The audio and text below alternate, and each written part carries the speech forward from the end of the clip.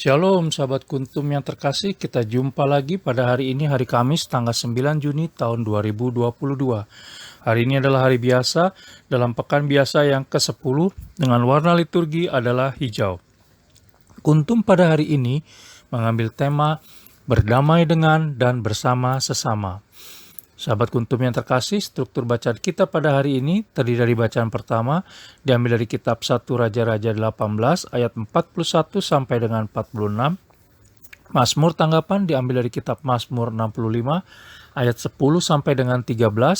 Bait pengantar Injil diambil dari Injil Matius 13 ayat 34 dan Injil sendiri diambil dari Injil Matius 5 ayat 20 sampai dengan 26.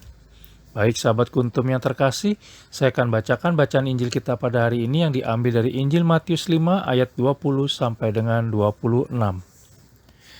Maka aku berkata kepadamu, jika hidup keagamanmu tidak lebih benar daripada hidup keagamaan ahli-ahli Taurat dan orang-orang Farisi, sesungguhnya kamu tidak akan masuk ke dalam kerajaan sorga. Kamu telah mendengar yang difirmankan kepada nenek moyang kita, jangan membunuh, siapa yang membunuh harus dihukum. Tetapi aku berkata kepadamu, setiap orang yang marah terhadap saudaranya harus dihukum.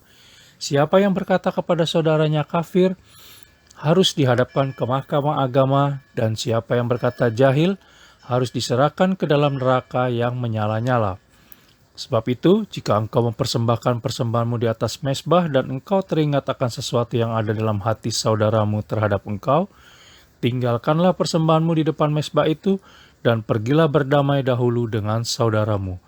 Lalu kembali untuk mempersembahkan persembahanmu itu. Segeralah berdamai dengan lawanmu selama engkau bersama-sama dengan dia di tengah jalan. Supaya lawanmu itu jangan menyerahkan engkau kepada hakim, dan hakim itu menyerahkan engkau kepada pembantunya, dan engkau dilemparkan ke dalam penjara. Aku berkata kepadamu, sesungguhnya engkau tidak akan keluar dari sana sebelum engkau membayar hutangmu sampai lunas. Demikianlah sabda Tuhan, terpujilah Kristus.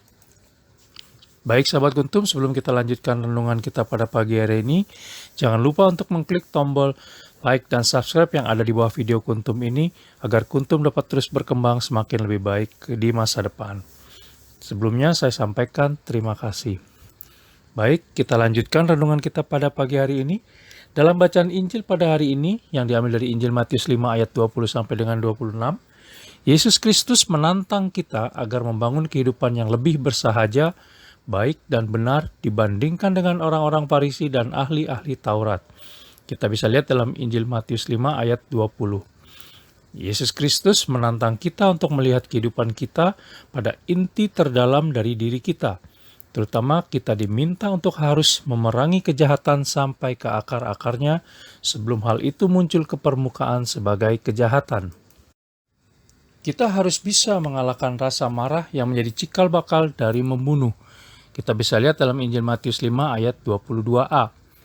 Yesus Kristus menuntut para muridnya, termasuk kita juga tentunya, mempunyai semangat magis untuk bertindak lebih dari sekadar menjalankan kewajiban belaka. Mengingat, jangan hanya tidak boleh membunuh, tetapi marah saja harus dihukum. Sebagaimana kita bisa temukan dalam Injil Matius 5 ayat 21 sampai dengan 22. Selain itu, Yesus Kristus juga meminta kita harus bisa mengatur sendiri tata damai di hati dan berdamai dengan sesama kita sebelum kita mempersembahkan kurban atau sebelum damai itu dipaksakan dari luar oleh otoritas yang berwenang. Kita bisa lihat dalam Injil Matius 5 ayat 23 sampai dengan 26. Nilai ibadat kita menurut Yesus Kristus sangat tergantung dari sikap batin atau keadaan hati kita. Bila dalam hati masih tersimpan rasa dendam, amarah, kejengkelan, atau permusuhan dengan orang lain, maka ibadat kita tidak mempunyai arti di mata Allah Tritunggal Maha Kudus. Kita bisa lihat pada Injil Matius 5 ayat 23 sampai dengan 25a. Banyak di antara kita yang kurang memperhatikan hal tersebut dan terjebak untuk mengikuti ibadat tanpa melakukan pemeriksaan batin terlebih dahulu, sehingga ibadat menjadi hanya sebuah kewajiban rutin semata. Banyak di antara kita yang belum menyadari arti dosa dan bahkan ada yang mengatakan bahwa dirinya tidak berdosa. Karena dosa bermula dari sikap hati, maka orang yang membenci saudaranya itu berarti membiarkan saudaranya tidak peduli dengan saudaranya, dan menyingkirkan saudaranya dari hidupnya. Secara fisik memang ia tidak membunuh saudaranya, tetapi secara batin membunuh karena tidak menghargai hidup dan pribadi orang lain. Yesus Kristus memberi contoh melalui kisah orang kaya dan Lazarus yang miskin yang bisa kita temukan dalam Injil Lukas 16 ayat 19 sampai dengan 31, di mana akhirnya orang kaya itu menderita sengsara di alam maut, walau orang kaya itu tidak berbuat kekerasan terhadap Lazarus. Sahabat Kuntum yang terkasih, mengapa demikian? Karena perintah Yesus Kristus jelas, yaitu mengajak kita untuk mengasihi sesama. Berdamai bukan berarti tidak ada masalah dan atau tidak pernah konflik.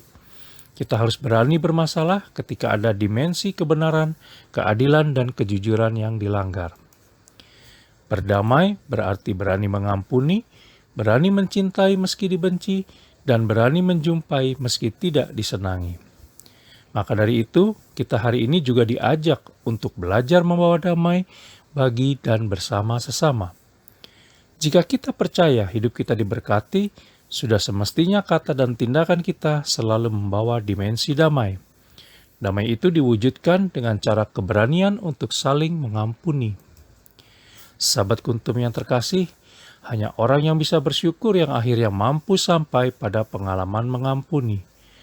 Orang yang sabar melebihi seorang pahlawan, orang yang menguasai dirinya melebihi orang yang merebut kota.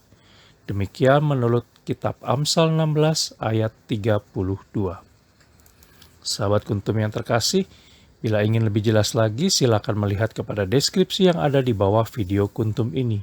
Dan sekali lagi jangan lupa untuk mengklik tombol like dan subscribe yang ada di bawah video Kuntum ini agar Kuntum dapat terus berkembang dengan lebih baik lagi di masa yang akan datang. Terima kasih, selamat pagi dan salam.